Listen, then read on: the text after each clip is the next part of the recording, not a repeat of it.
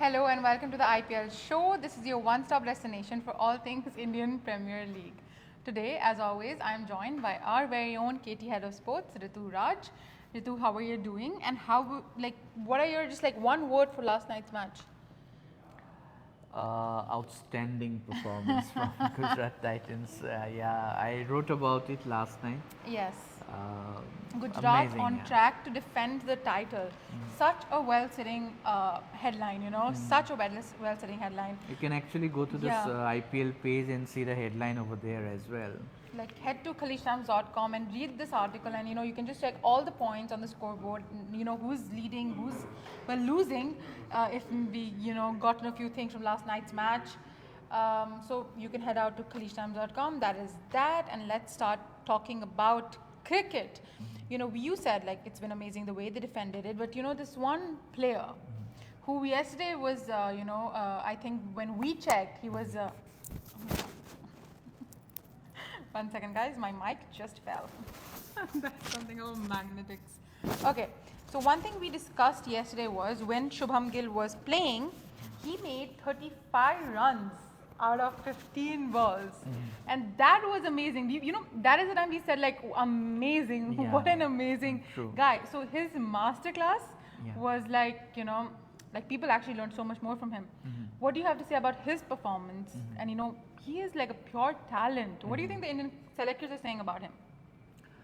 Actually, when we were doing the live last evening, we saw the scoreboard that time. I think they were 59 or 60 out of 5.3 overs or something. So they hadn't even completed the power play, and they were already 60 plus at the loss of and it was like 5 overs. 1 wicket. Yeah.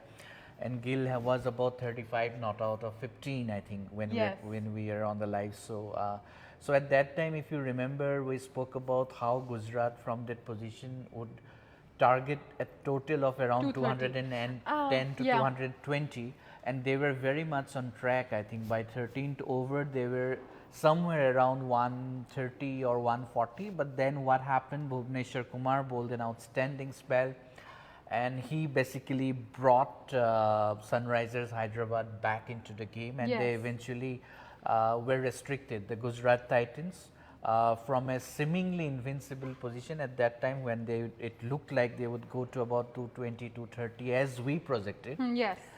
Then Bhuvneshwar Kumar, he got 5 wickets, and they were restricted to 188 for 9. But what happened was, as time and again we have been speaking about, Sunrisers Hyderabad, apart from Delhi Capitals, have the most vulnerable, most fragile batting lineup. Yes. So against a bowling attack as good as the Gujarat Titans that they have, it was always a challenge to score anything above 160, and 188 was a big task for them. And why, in the first place, if you ask me about Shubman Gill, Shubman Gill is already an established India player. Yes. Yeah, Shubman Gill is already an established India player. He was a part of the team that won in Australia in 2021 when an understrength Indian team beat a full strength Australian team in Australia in the Test series only 2 years ago, and Shubman Gill was one of the stars in that team. So he has been already an established player in all formats of the game for India.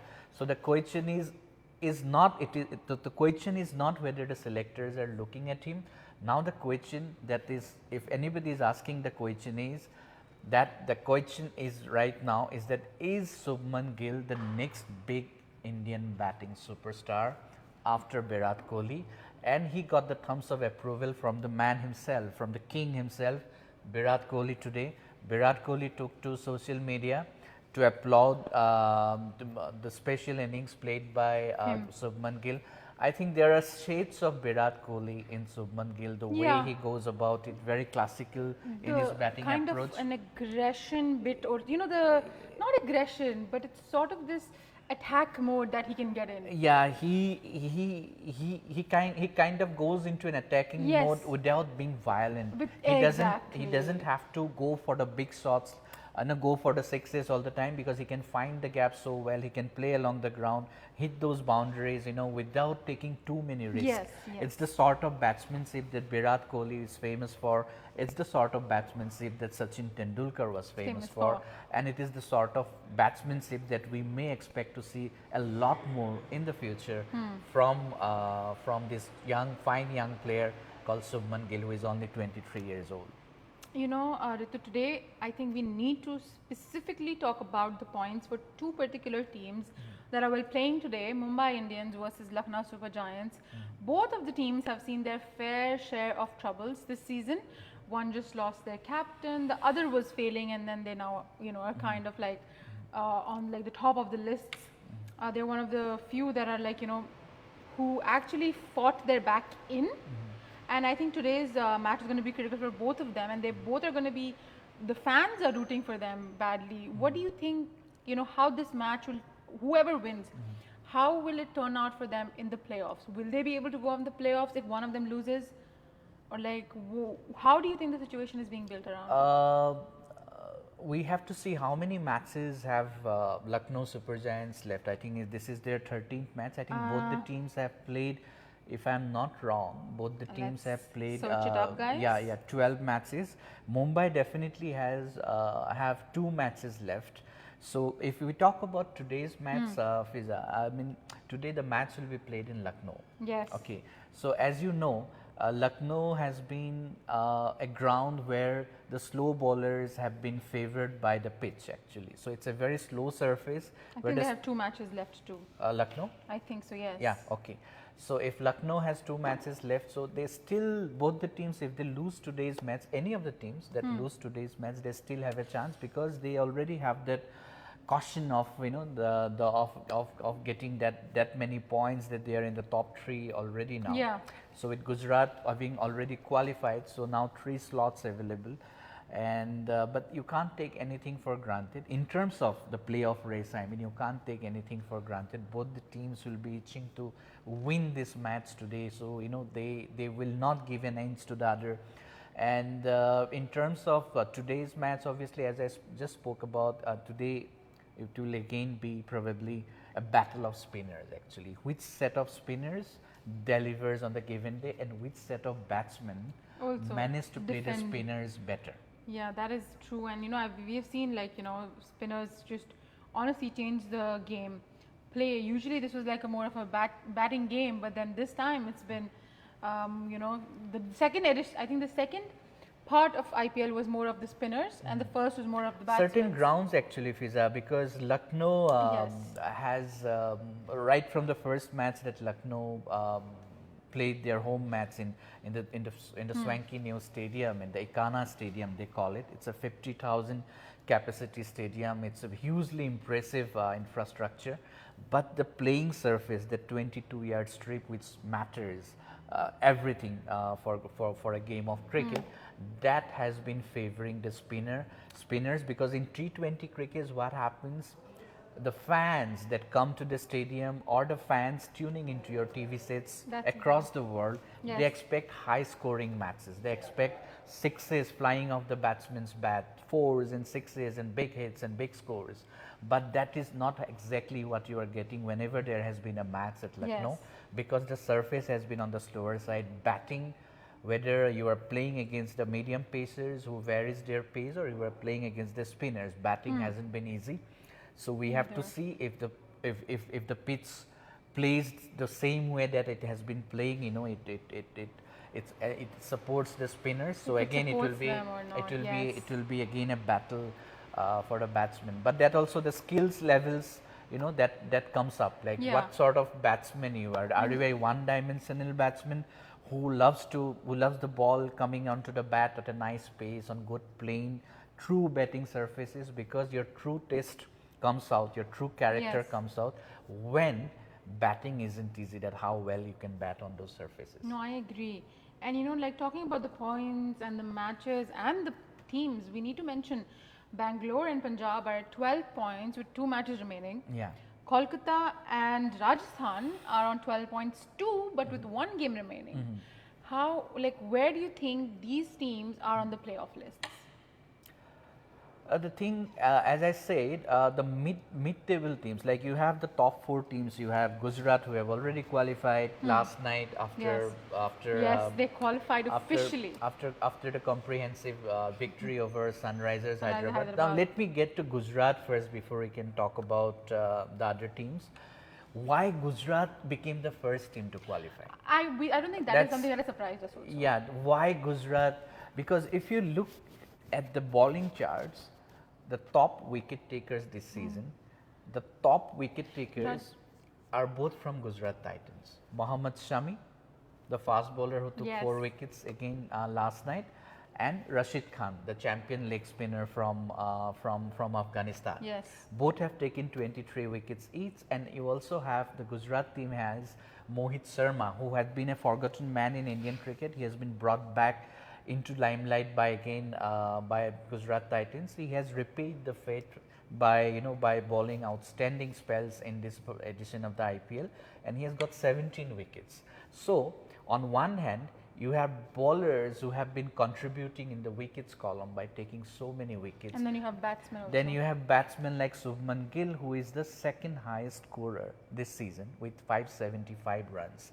He is only second to Faf du Plessis, the tournament top scorers. Of course, there are not many Gujarat Titans batsmen in the top 10, but the key factor here is that they have got batsmen who have come up with important contributions like quick 30s and quick 40s, to give them momentum. Yes. So that is why Gujarat, of course, they are led by a very good and very mature Hardik Pandya, because of which one of the reasons why they won the title. So that is why, because of their consistent performances, it is not easy to win T20 matches consistently, because the format is so fickle, format is so fast, format is so unpredictable.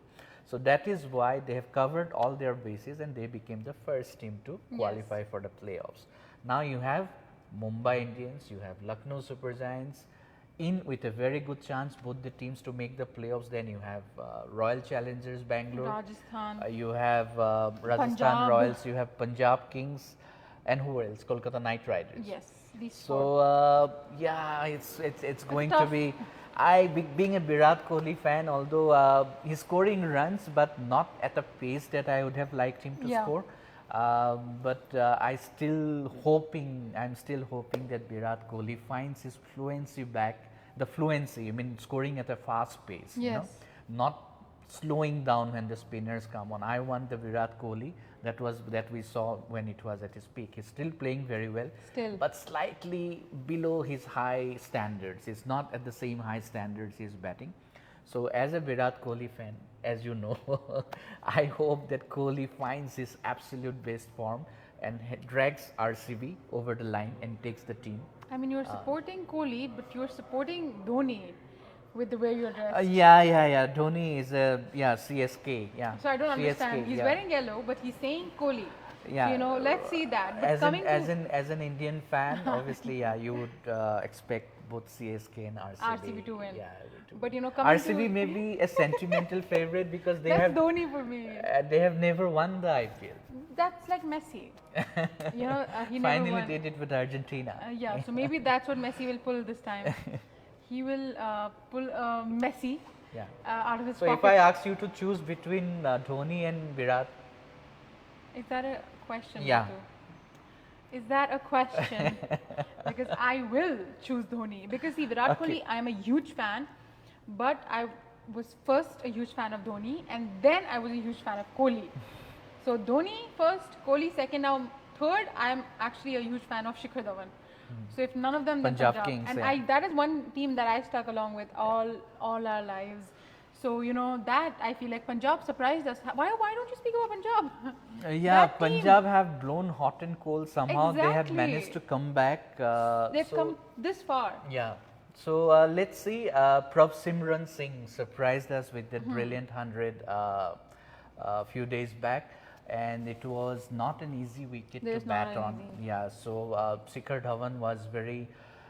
He praised Prav Simran Singh, at the post-match presentation as well as the post-match press conference, because the way he played, out of 167, if your team scores out 167 only, batting first, And then out of that 167, one batsman scores more than 100. Like that is insane. So that kind of gives you an idea how good Simran Singh was, and without whose contribution maybe they would have struggled really bad, and without whose contribution they probably would not have won that match, and they probably would have been out of the competition way now. before. Yeah. But like as you mentioned Dhoni, I remember that Chennai and Lucknow have one odd point due to the rain. Yeah.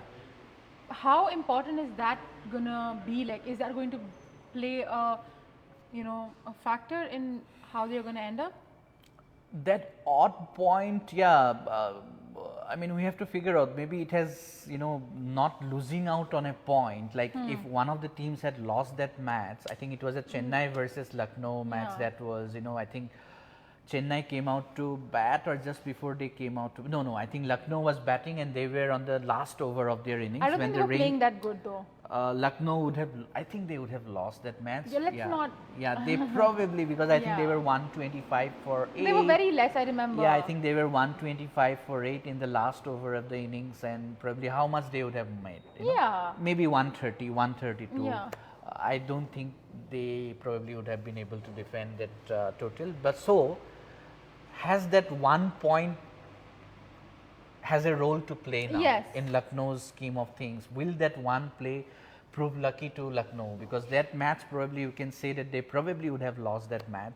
But they have that extra point now. Yeah, so I think we have to wait and see if funny things happen in this game. Like if you are a big blue-eyed cricket fan, like a true blues cricket fan, you would remember how England beat South Africa in the 92 Cricket World Cup 50 overs semi-final. So it was the rains that played a big part, and I have to revisit that incident. What happened was South Africa was chasing against England in the World Cup semi-final in the 1992 World Cup, and they needed some 17 runs of 13 balls. Okay, when the rains came. Okay, and there was a stoppage in play. There was a stoppage in play, and South Africa had 4 wickets in hand. If I remember well, I think it was Brian McMillan, the all-rounder, and Dave Richardson, the South African wicket-keeper. Both very good batsmen in the lower order. Brian McMillan was obviously a massive player for South Africa. So what happened was, they needed some 16 or 17 runs. If I can't remember the exact runs that were required, but somewhere around 16, 17 or 18 of 13 balls and 4 wickets in hand. Looked like South Africa was going to win. Rain comes. There was a stoppage of play. Now you can't have, because of you have lost out on time. So when the umpires decided to have the game open again, reopen the game, they had to reduce the number of overs. So you know what the equation was when they came out to play again. So from 13 balls, 17 runs, South Africa were given a target of 17 runs in 1 ball. So that's how lucky England was that day. Oh my God. Yeah. Oh my God. So this is honestly cricket. The world of cricket is insane at times. Yeah, it can be very, very, very hard to understand some of the rules in the game. Obviously the Lucknow and Chennai game was much more straightforward. The rain never stopped, and so the play could never be resumed. So will that 1 point prove beneficiary for Lucknow? Because they probably would have lost that match. They would have probably lost that match for sure. Let's see how things turn out, guys, and we will honestly, get to you guys tomorrow and tell us who you think is going to win. Thank you so much, Yadu, for your time and your details. This is Fizana 2 with Ihab and Philip Matthew Green signing off.